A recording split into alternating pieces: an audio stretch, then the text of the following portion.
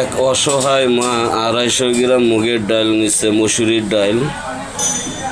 Polythene দিছে দোকানদারে, সিরা polythene দেওয়ার জন্য এই ডালগুলো রাস্তার মধ্যে পড়ে গেছে।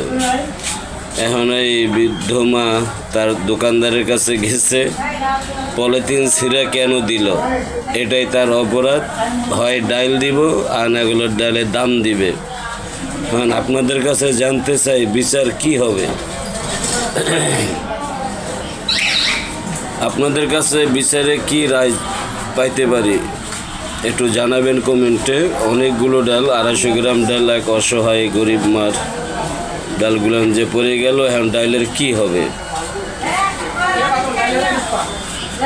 আমি কি করবো এবারে কি করবো? ডালের দাম দিব আমি যা ইচ্ছা করে করছি না। আপনি লইছি লইয়া যাইতাম লইছি। এখন বেড়ারে বলেন যে ডালের দাম দিতে, কোনো ডিসকাউন্ট নাই।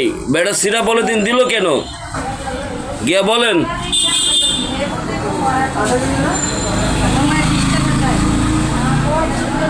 এই অভাবের সময় 20 টাকার ডাল বহুত ডাল।